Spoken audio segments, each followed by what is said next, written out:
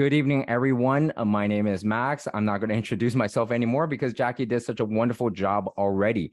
Now, today, we do have a pretty nice sized group in Zoom right now. And I want to say that, the tips and tricks and any advice and suggestions I give might apply to you, might not apply to you, because I don't know what your experience is. I don't know what your background is. Do we have any international students here? If we have any international students, type yes. If we have any new immigrants, type yes. You might have lots of experience. You might not. You might have lots of non-Canadian experience, right? So I don't really know. But I think the most important thing is that there's this guy. I always use this quote. This guy named Grant Cardone. He's like a major sales guy in the US. He's all over YouTube. He does like sales videos in real estate, makes hundreds of millions of dollars. And he said, it doesn't matter if I read a book or if I attend a webinar, it doesn't matter if 99% of the things I learned are useless, as long as I learn just one thing, as long as I learn just one thing.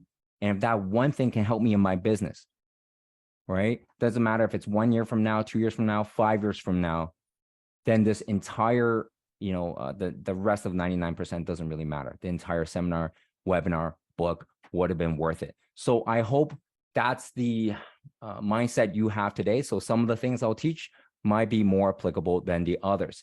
Now, let's get started. Job interviews and job search tips and tricks. And I will start with 7 things you should always do. Now, I have 7 things you should never do and 7 truth about interviews and job search. Why did I use the number 7? Anybody know why I used the number 7? You can type it. If you don't know, that's fine.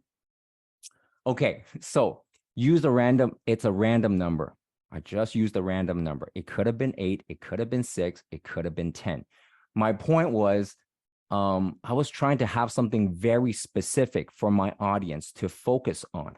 I want them to, see this title and have a little bit of mystique to this webinar, maybe a little bit. Why not 5? Why not 10?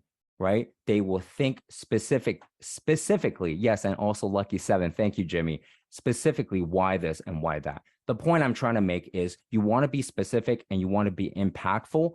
And there are actually lots of things you should always do and lots of things you should never do.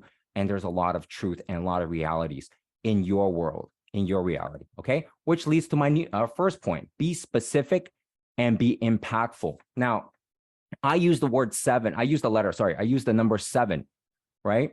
It's very specific. A lot of the times, especially for, I see a lot of international students here. So a lot of first-time recent grads or international students, a lot of the times in their resume or in their interview, I don't hear or see a lot of specific numbers or specific details about a job or about a task or about a bullet point within a job or experience they have. So make sure you have something very specific instead of saying met sales quota or, met sales quota or, a satisfactory sales goal for 2022. You can actually name the number, led a team of 4 salespeople, to reach a sales target of 560,000, which exceeded the annual quota by, 7%, something like that, right? You want to be very specific.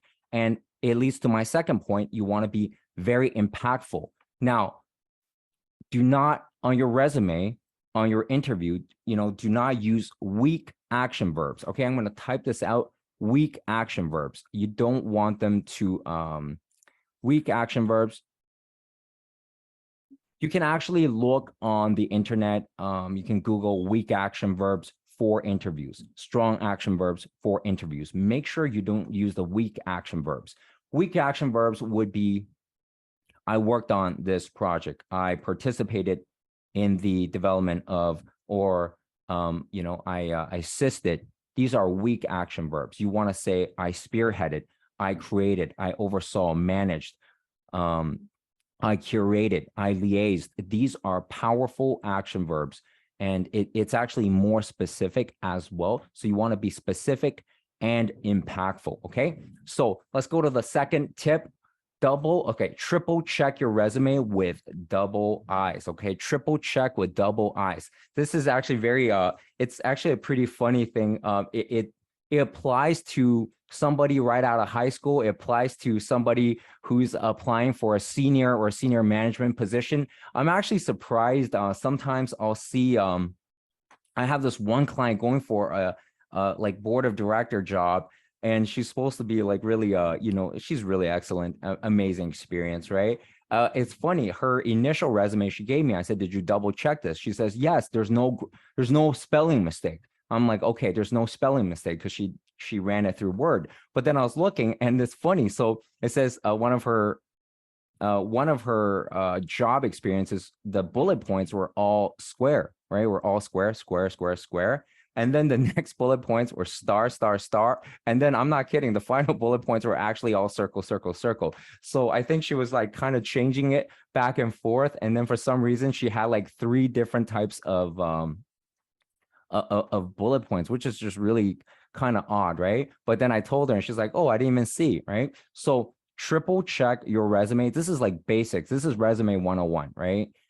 This is the very basics. And you want to do that, and you want to do it with somebody else's eyes, through somebody else's eyes. So get a loved one, get a relative, get a friend to look over your resume, okay?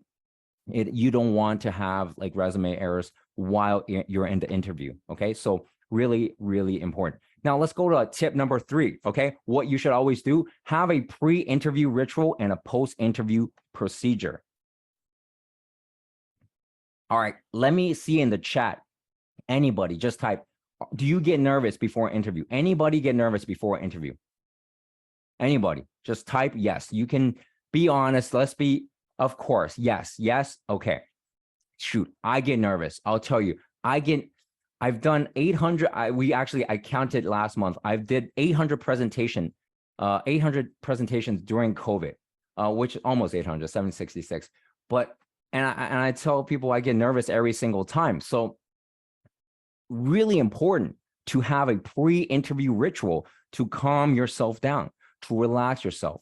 What I do is I have multiple techniques to calm myself down. Like say, if I'm speaking in front of 200 people live at a live event, of course I get nervous, believe it or not.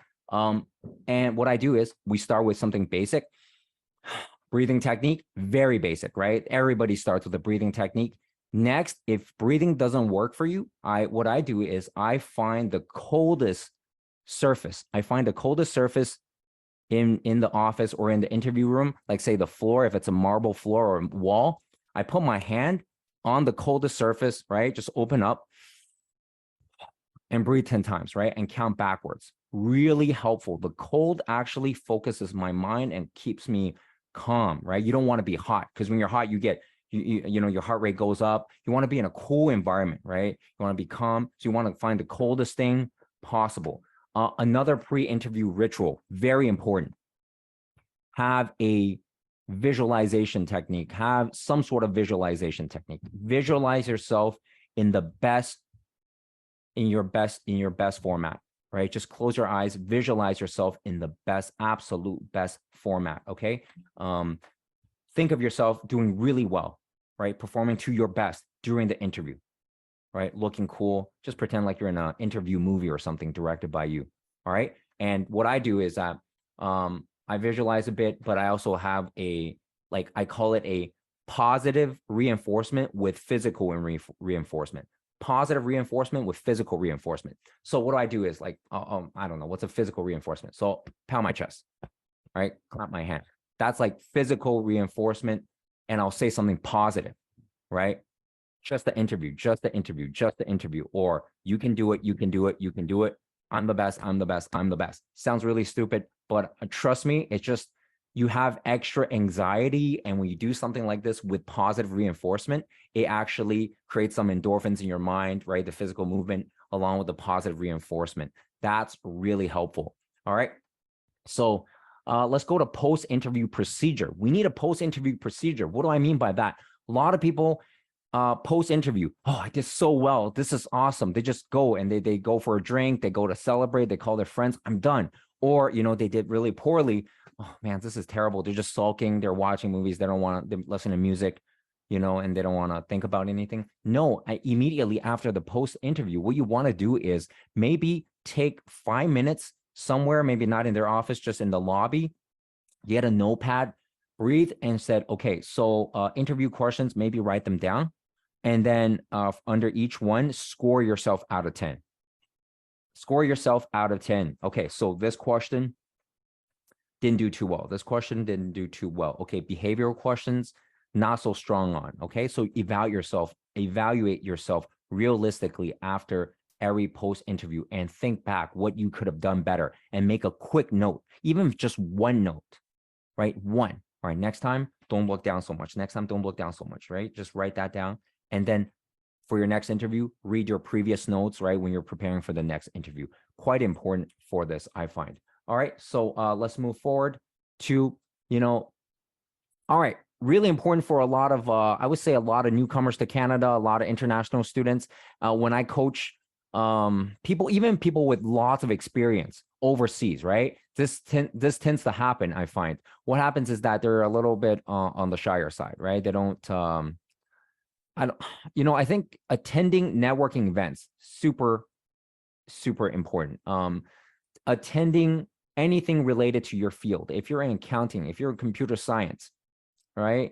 It doesn't matter, real estate, whatever. Attend networking events, attend community events, something even like this. This is a networking event potentially, right? So if we host something live, you can ask Eddie if you want, but if you ever do anything, but it's like these things are important. Like OneHub is an important networking place, for example, or anything by the associations you want to join. All right. Case in point, I know this guy. He's an engineer grad, international student, got his first job out west in Calgary, got fired. Well, he didn't get fired. The oil and gas sector just tanked, and then he got let go within, like, I think 5 months. The company was not doing well. They had to lay off all co-op students, all first-year hires. So he was kind of distraught. And what he decided to do is he actually switched industries. He decided to go into programming or web development, right? And programming. So he started doing that. And he had to land a job because he spent a lot of money on the boot camps, right? These boot camps are expensive. So what happens is that he went to the US and he couldn't get a job. Like, he maybe applied to, I don't even want to say 30, 40 jobs. Like, initially it was just a brutal number of jobs, but he kept going to he kept setting up coffee. He kept attending all tech events. He kept recruiting, attending all these like hiring events, right? They wouldn't give him, and what happened was that the HR said, oh, you didn't get this job, but we got this recruitment, sort of meet and greet coming up for uni students. You're not a university student anymore, but do you want to come? And he will start attending. And then he, through LinkedIn, he knows more and more recruiters. He attends more and more events, and they all try to send him stuff. And then he just kept doing it. He kept doing it. And then he was this really shy guy at first. Afterwards, he told me, hey, if you ever come to Seattle, I can tell you every single coffee place in downtown Seattle, literally every single coffee bar, right? Or cafe, sorry, that in Seattle, right? Because he did so much networking and then he coffee afterwards. So attend networking events, super important, okay? Digital or in person. I think we're kind of trending towards a hybrid mode now anyways. Now, next is that post-networking event, have a follow X system. Why do I say follow X system, not follow up system? So it depends on what you want to call it, right? For me, I call it follow up, follow through, follow back with all my clients. You attend a networking event, not important. It doesn't matter if you get their LinkedIn or if you get their card. It does not matter. What you have to do is connect afterwards. You have to follow up specifically, right? Hi, Evan. Hi, Ravi. Hi, Jimmy.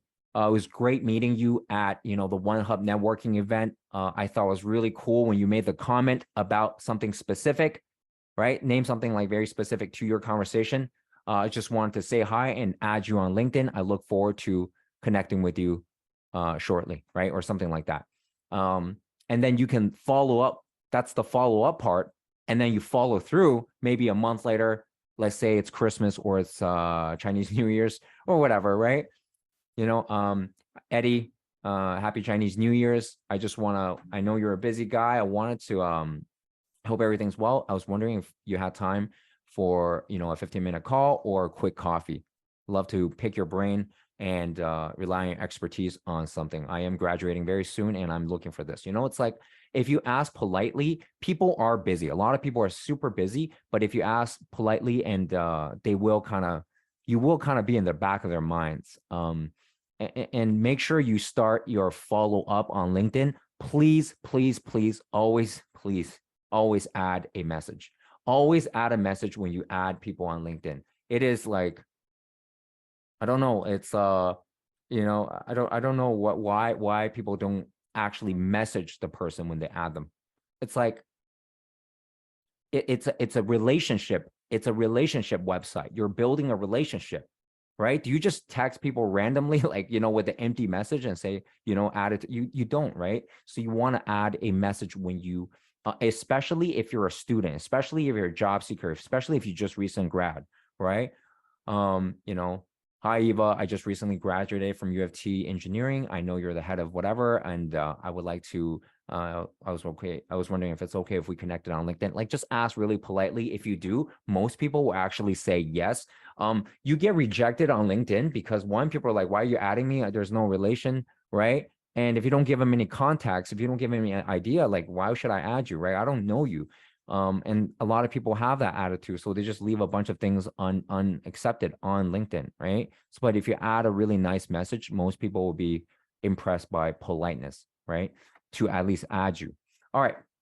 So follow up, follow through, and then follow back, as in, let's say you did have coffee with Eddie and Eddie did help you with something. And then you did, because of Eddie, gain a job, or it became successful. I want you to follow back. Just because you got what you wanted, don't forget the person who helped you, because that's what relationship building is all about. You want to build your network for relations. So next time you need a job, guess what? Eddie's more likely to help you rather than not. Next time you message him, he gets a job. He knows you on LinkedIn. Hey, this guy got a job. Didn't even say thank you, right? It's like 2 years later. Hey, Eddie, I need your help again. Yeah, okay. Yeah, I'll help you without a thank you again. Like, no, it's a relationship, right? All right, number 6. Awesome stories. I should go. I know we have a lot of points. I just want to be mindful of time. Awesome stories. You have to have awesome stories ready to go. Okay, awesome stories for, have one little awesome story for networking. Have one awesome story for networking. But when I say awesome stories, I usually mean for interviews, right? Add to it. So I want you to, I'll answer questions afterwards. Sorry, I'm just, the questions are kind of popping up. All right, so have some awesome stories. Like for interviews, like always think of, like, have multiple stories ready. Have multiple stories, one on communication, one on leadership, one on your specific field, right? It doesn't matter what you do, right? What industry you're in. Like, somebody tell me what industry they're in, so I have some contacts at least. But yeah, just type it in the chat, whatever, any industry, love to see it anyways. Have some awesome stories ready to go for your interviews. And these stories you should also practice on a regular basis, to remember these stories, right? At least a basic framework, right? Have awesome stories ready, and awesome stories involve conflict. So for example, all right, thank you, DL. IT, all right, IT. Great example. This guy applying for IT management, and his company actually. So my client, his company works with a company in Chile. Yes, in Chile or Argentina, and it doesn't matter. Latin America. Okay, he's in Latin America. All right, he has clients in Latin America. He travels overseas all the time, and he has a story, and it was actually like a really boring story of something going wrong. And I was like, this is terrible. And I kept asking him what the story is about, and he kind of explained it in more detail. And I realized it was actually pretty terrible. He didn't make it sound drastic enough, right? So when you tell a story that's not really drastic, like there's really no chaos, there was no conflict, people don't really, okay, whatever, right? But if you said, look, the entire IT system was down for our overseas client. We have language barriers, we have, different systems, and we had to fly to Latin America within 24 hours to try to fix it as soon as possible, because they were losing, 2 million pesos, whatever, whatever currency a day, right? Like they're losing business hard. So, yeah, thank you. You're one story away from your next job. Absolutely. If you do, even if you deliver one awesome story, they're going to remember the awesome story. Like, because they're not going to remember everything you say. You're not going to remember everything I tell you after you leave, right? It's just a scientific fact that, you forget like 80% of something like over the next 2 days, right? But let's move on. I will try to be mindful for time. Okay, now number 7, people were asking, all right, this is from U of T students only. So they're like, hey, what's the one thing? What do you think the number one issue with people not landing jobs or doing really poorly for interviews?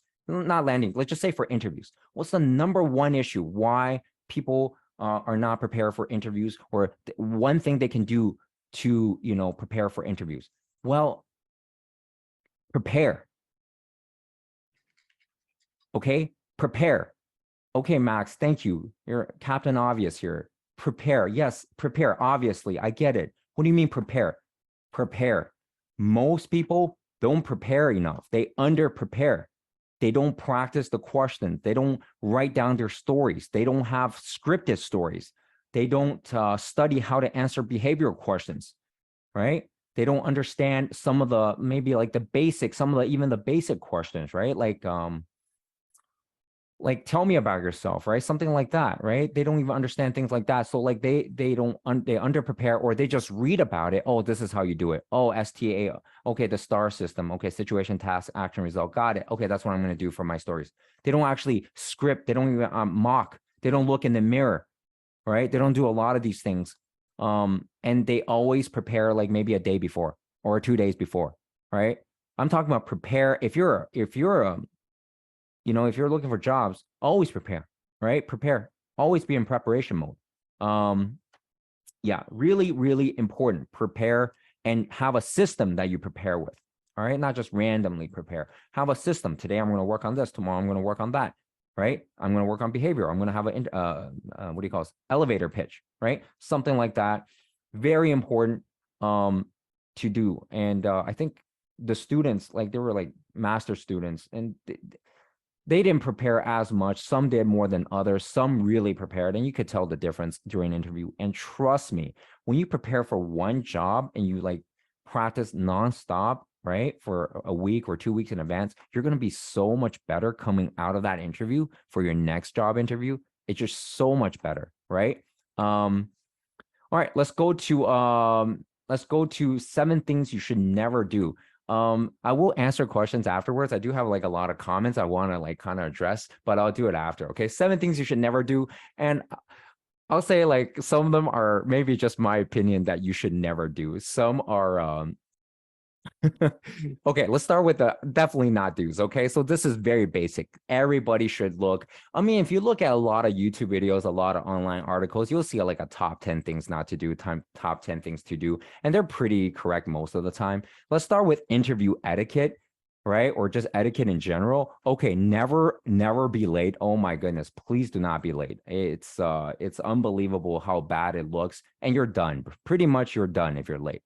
Like you're unless you have like a perfect, beautiful excuse. I mean, amazing excuse, right? Never be too early either. Never make jokes. Oh my goodness. Like, I don't know why people make jokes during interviews.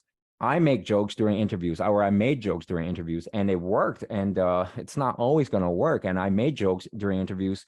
Like I remember the day 2014 with, I mean, I went downtown, I made a joke. It was terrible. It was so bad. Like I was so nervous during the entire present interview, just spiraled downhill after that. It was so bad. But I've made more jokes than not, and they have actually worked. Not everybody can make the jokes. Not everyone can do them. So just be very, very, very careful. If they work well, it's beautiful. If you make a joke and they enjoy it, or they start a joke, you make a counter joke, which is even better. Like let them make a joke and then you follow up with the joke. That's the best, right? Because they want a joke and you make a joke, and then they'll think, hey, this guy does well. He fits in well right now. I like him. Right? You got to remember likability, very important. Okay.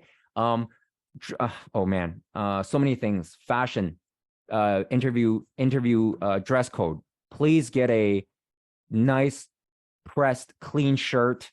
It doesn't cost that much money. You can go anywhere to get like cheap dress shirts that look nice.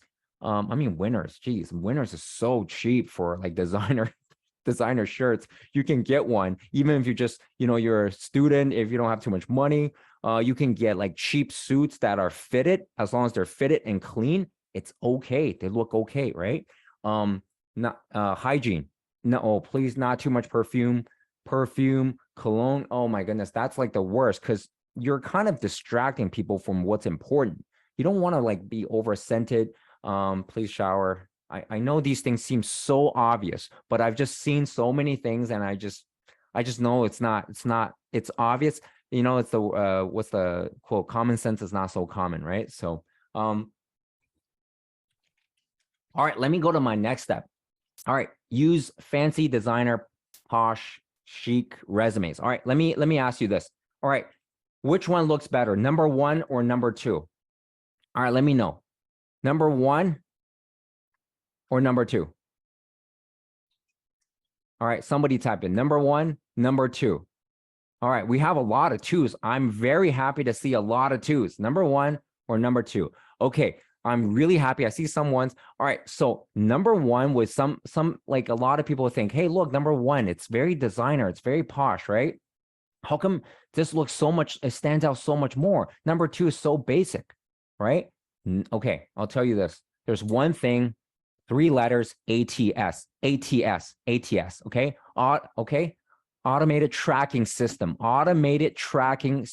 okay? These things will filter out number 1, like for large companies. Anytime you have a large company, it will automatically filter out. Now, if you're applying for a smaller company, sure, this might work better than this if if it's a very small firm, but a lot of the times people just want to see right away what your resume is about. Let your resume, let your experience, let your highlights, let your education do the highlighting, do the talking, right? Let the readers know, let the readers know exactly what they're looking for. They're looking 5 years of IT experience with project management designation. Within 5 seconds, I read on your resume, I know you have it, right? Like, I know you have it, like, instead of this, right? Like, also, you see a lot of this skills, Photoshop, five stars. Somebody tell me what 5 stars on Photoshop means. Like, does it mean that you're using like literally every single feature? Like, what are you, award-winning Photoshopper? Like, what do you mean by 5 stars, right? Very generic, very subjective, very confusing for a lot of people. So I think this will bypass the ATS, so you get past the second level and have a clean, organized resume. Most professional resume writers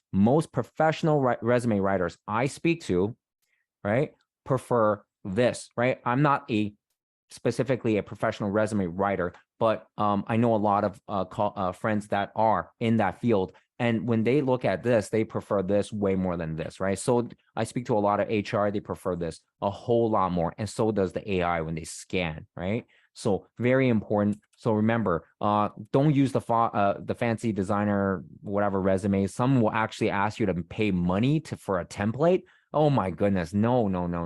You're wasting money and you're losing opportunity. Okay. So let's go forward. Once again, just to be mindful of time.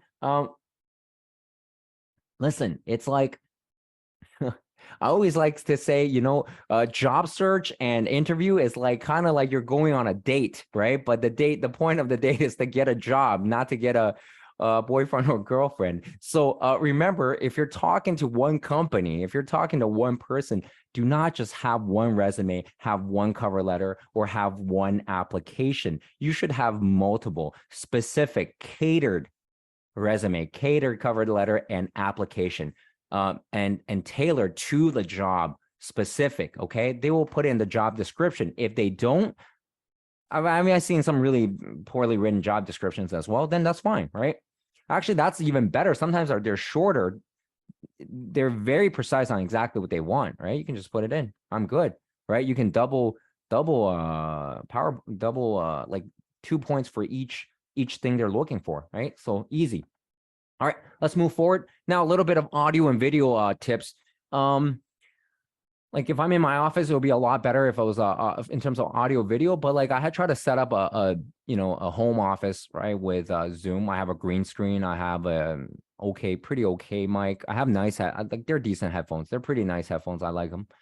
They're called monitor headphones. I can hear what my clients are saying. I can hear myself when I'm breathing, like all weird sounds I make through if I make some if I have my nose is blocked or something, I can hear it. So it's pretty nice. You don't have to spend thousands of dollars on audio equipment. And I say this right now, it's because all interviews, so many are still online. You can actually spend like maybe 40 bucks. Hey, Jackie, you said Yeti was on sale. Like, how much was the Yeti? Like, I was curious. Like, you can look for Yeti Blue, Yeti Snow, the Snowball Yeti, $45. You can get some maybe like $20 get some $50 headphones. You can use it in the subway for music in the subway too, right? Plug it in, and just have a dedicated mic that's fairly cheap. 119 for the Yeti, that's pretty cheap. The Snowball, I think, it was like 35 bucks on Amazon during Black Friday or Boxing Day. 35 bucks, and that thing sounds infinitely better than just you screaming in a room with your laptop's standard, like whatever, the built-in mic, right? The integrated mic sounds so much better. And when you sound better, you sound clear, right? They don't have to, it makes it more comfortable experience for the listener, which is very important, right? Also, a few a few video tips. Do not ever wear I love white shirts. That's like my favorite color for dress shirts. I love white shirts. White shirts, blue suit, gray suit, black suit. Love white shirts, right? French cuffs. I love that. Guess what? If you have spotlights, if you have like shoulder lights, side lights, like it does not reflect it. You're like a fluorescent light bulb yourself. Like you're just glowing, right? You're about to explode with energy. So it's really bad. So make sure you wear something darker color, like, and say this wouldn't like be as well. Like, look, so this wouldn't be as well. Like if I just, right, it looks, so I cover with the jacket, and the jacket is duller, it's matte, it's a little darker, so it doesn't reflect off of the lighting, right? So just a few tips here, and try to go to a smallest room possible with make sure you're not like facing the curtains are closed, or you're not facing the curtains, at least that side, so you have some you won't have as much echo. Okay. So pretty simple stuff you can make adjustments for to make the listeners feel really a lot better. All right. So number 7, this is all for all my friends that are relatively new to Canada, or all my friends where English is not your first language. And you're from overseas, you're international students, you're immigrant. Hey, never be embarrassed about your accent, your language barrier or culture barrier or lack of experience. Never be embarrassed about it, right? All my clients, I tell them, look, do not ever apologize in front of me, ever, or in front of people about your accent. Oh, I'm sorry, I pronounced this incorrectly, or I'm sorry, I my English is not that great, or whatever. No, don't ever apologize for it. Be proud of who you are. Be confident, and don't ever let this discount who you are. If you're an amazing project manager, who cares if you have an accent? Who cares? I think accents are cool, by the way. Like, who cares if you have an accent? Like, I know, like this guy, like, man, like I can't, there's certain people, like, I can't understand at all. But every time they'll talk to me, like, and I'm like, I have no idea what you're saying, Steven. Right? I'm like, I have no idea what you're saying, but he won't apologize. He would just keep saying it. He'll repeat it. And then I'll correct him on his pronunciation, and he'll try to pronounce it better. And then if he doesn't apologize, he says, okay, very confident, just very calm, very confident, completely okay. And also remember, if your work is great, if your experience is great, if you're a great person to work with, trust me, literally after 10 minutes they meet you, your new coworkers, after 10 minutes of meeting you, they will not care at all. They will not care at all. First 10 minutes, they're like, oh, this is going to be a long, like, I can't understand this person. 10 minutes later, if you're cool, if you're good, they won't care. Okay. So don't ever apologize for any of that. Be confident, be yourself, and be proud of who you are. And it's Canada, right? We're a nation of immigrants, and we should all be proud of who we are. It's the mosaic. All right, let's move forward to the 7th truth. based on my experience, maybe not on your experience, on my experience. And there's more. I'm just using, once again, 7 as the magical number. All right. Got to change our mindset. We got to change our mindset. All right. We got to change our mindset. All right. So what do I mean by that? Well, a lot of people, especially from Asia, oh man, I just talked to my cousin, right? My cousin being a great example, very humble, right? Interviews, she's in IT actually, very humble. And they don't really promote themselves. And this is what I see with a lot of international students who, they don't promote themselves as much. They don't sell themselves. They don't sell their training, their techniques, their skill with software or programming or anything. Like they don't sell it. You don't sell yourself. You have to change your mindset. This job, like getting a job, is a sales job. You are selling something. That's the mindset. You got to be aware. You are selling it. You are selling yourself. You are selling a product called Eddie, called Max, called Eva, called Jimmy, right? Called Dennis. It doesn't matter what you're selling, a product. That product is you as a professional. Okay. And the clients are the employers. Okay. So you got to realize, change your mindset. This is a sales job and you are promoting yourself. I'm not telling you to lie about things. I'm telling you to promote your resumes, promote your experience, promote your education, right? Everything is selling, right? So very important. Now, number 2, which leads to know your product, know your client. What's the product? Yourself. Do you know yourself? Do you know yourself? Do you? Right? Ask yourself, do you know everything about yourself? Do you know every strength you have, every weakness? Do you know all of your blind spots? Do you know if you have any blind spots? All right. What do you have your unique selling point, your USP? Unique selling point? Do you have that? Right? Know your clients. Very important. Know your clients.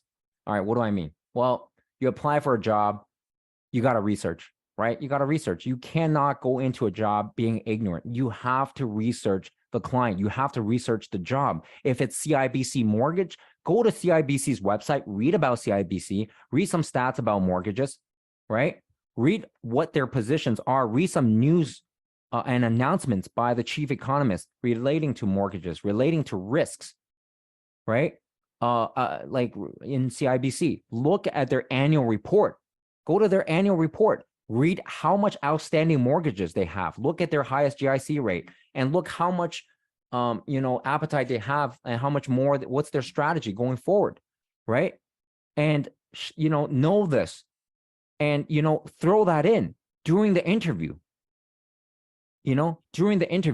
Well, I think I could fit in really well because I know CIBC's 2023 strategy is to expand in Southwestern Ontario, which I'm very excited to, to be a part, potentially be a part of, because I bring a, not only a mortgage, mortgage background, but I do have a high number of years of sales experience as well. And I think I could really drive, I have many strategies that I could do, I want to implement to drive sales upwards, right? Like you want to know your clients because I know you're growing your book of business. You have currently, 60,000 outstanding mortgages, I believe, in the Linden, Kitchener, Hamilton area, right? And I know we want to expand to Windsor where you want to actually have more. I know currently TD and BMO have substantially more in Windsor. And I was looking to focus on that area, like something like that. Very impressive, right? Like you've done your research. Trust me, it might not get you a job every single time, but people who know about your company, hey, interviewers they're going to be happy that, okay, this guy knows. He's a researcher. He's a worker. He's a go-getter, right? It says something about you, right? And they like the fact that you know about their company, okay? So number 3 leads me to number 3, inject fantasies into your clients' or employers' minds, okay? Inject fantasies into employers' minds. All right, what do I mean by that? All right, say, let's use the dating, like I joke with my wife, hey, listen, when I proposed to you, I made a sales pitch. Right? I made a sales pitch and it's a contract for a lifetime, hopefully, right? And, hey, if you marry me, you never have to cook ever again in your entire life. I'm injecting a fantasy. Okay, hey, listen, I'm excellent at Excel. I know VBA programming. And right now I know you guys have, you said you have a lot of spreadsheets, everything's on spreadsheets, which you mentioned from the earlier question. And that's another thing, use stuff they've used during interviews on them, back to them. Okay. I know you said that. I could actually streamline everything. I can clean up everything. Or, hey, you know, I actually know a little bit of programming. Actually, I can do this. Oh, I have a graphic design background as well. I know I'm in communications. I'm going to be doing all the writing, but actually I can do the graphic designs as well. So everything we sent out will have like a semi-professional design with it. And right now I see on your website, I don't think it's done by a professional designer. Am I wrong on that? They'll be like, no, it's just our in-house people, just whatever. Yeah, that's great. So you know how to use this? Yeah, I'm really good with Photoshop. You know, of course, I'll throw that with, you know, you want to inject these fantasies, what I could do for you. Hey, if you hire me, I could do this. Oh, I got this great business development plan and marketing strategy, how to get some business, you know, win our market share in, you know, in Windsor and London, where we are the weakest right now, and really grow our business. So you're injecting these fantasies in their heads, and they're like thinking, wow, okay, you know, so really, really important to inject some fantasies into their heads. All right. So, yeah, number 4, this is like, this is a big one. You can't please everyone every single time. No matter how you do, no matter how much you prepare, no matter how good you are, you know, you can't please everyone every time. There's going to be people who dislike your style, right? And I accepted that fact. You know, I started this week. I started myself this week. I started my week. Max, you're like a long email. Max, you're one of the worst presenters I've ever seen in my life. You're one of the worst public speakers I've ever seen in my life. And this is, you know, I had a terrible experience. Right. So I start off my week with an email like that. And, you know, it does hurt. Yes, of course it hurts. Right. But you have to realize not everybody will like the way you do certain things. Right. Not everybody will like how you present. Right. So I commonly get emails like most vast majority, I'm happy to say, very positive. A lot of happy campers. Max, you speak too fast. It's way too fast. You're going a mile a minute. Presentation, way too short. Okay. Then I get an email literally in like 10 minutes. Presentation, way too long. You're going on, you know, too slow about things. You need to move faster. We don't have all day. You can't please everyone every single time. Just remember, you can't, don't take it personally. Just move on. Move on. Don't take it personally, and it's okay. Right. You're going to have a different bias during interviews, which is completely fine. Right. So, all right. Number 5, this is a big one. Not a popular opinion. I'm going to say this and I might get some pushback. Okay. I'll say this. I might get some pushback. So we do have, like, say, immigrants on here, recent immigrants, or relatively recent. We have international students on here. All right. And I know a lot of immigrants, they were, you know, they were managers, like in China or India, right? They were already in mid-level or senior mid-level, right? Say somebody from Ukraine. I just, over the holidays, met a lady, really awesome. She's like, yeah, I'm a, you know, thick accent. She's like, yes, I'm, you know, head of sales for this, you know, digital whatever company. And then she was selling like just at a mall, retail, just minimum wage, right? Starting with sales. But here's the thing, that's okay. Right? That's okay.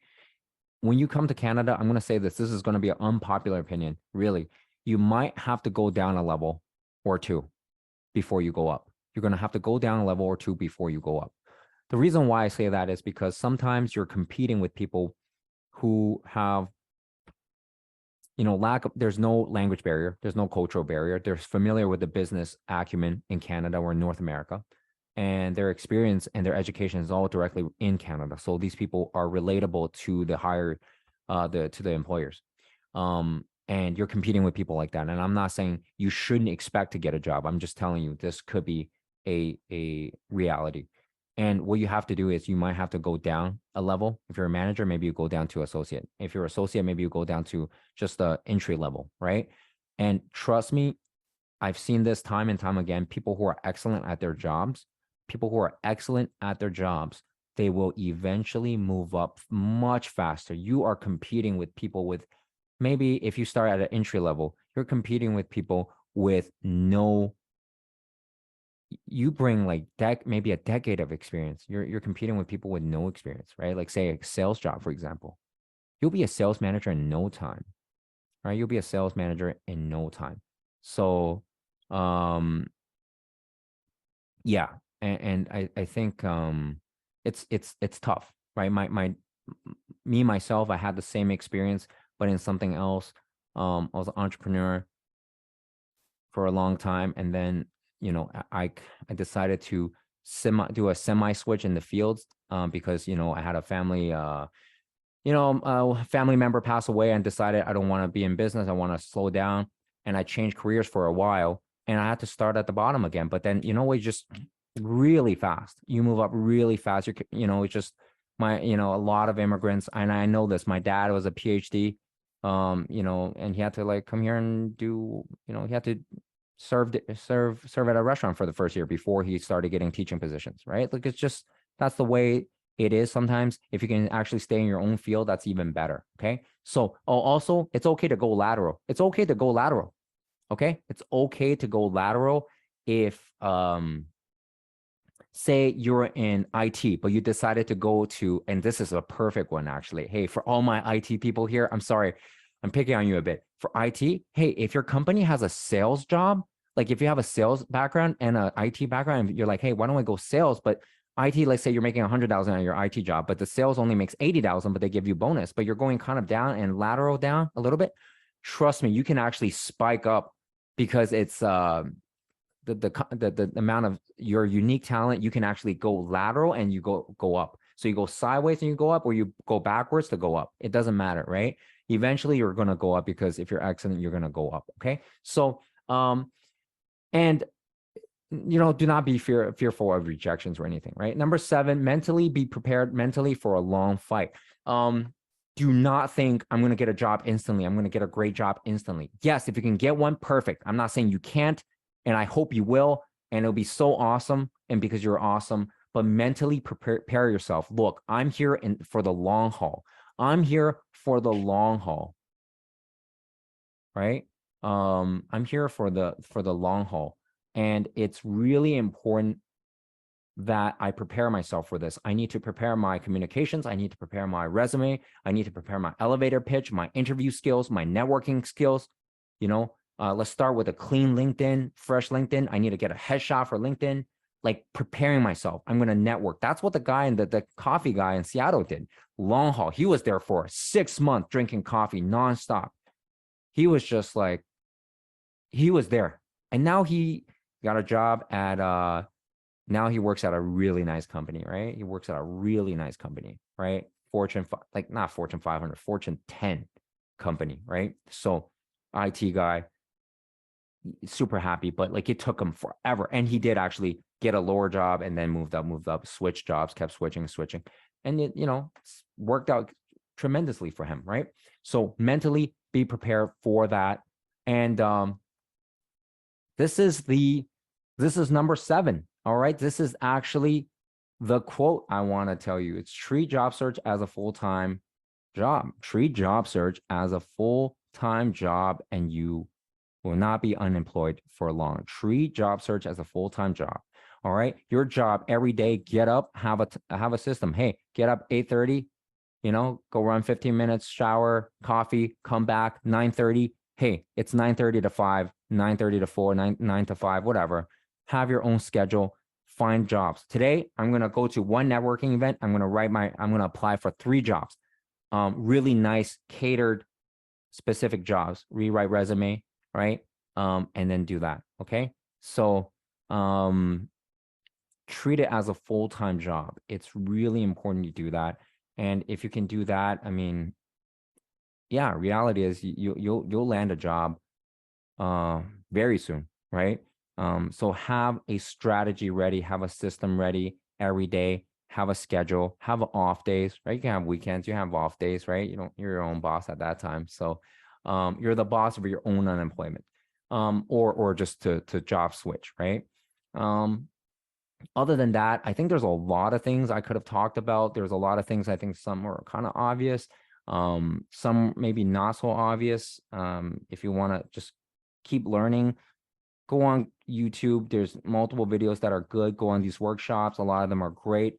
A lot of resources from the government. Some are, yeah, some are good.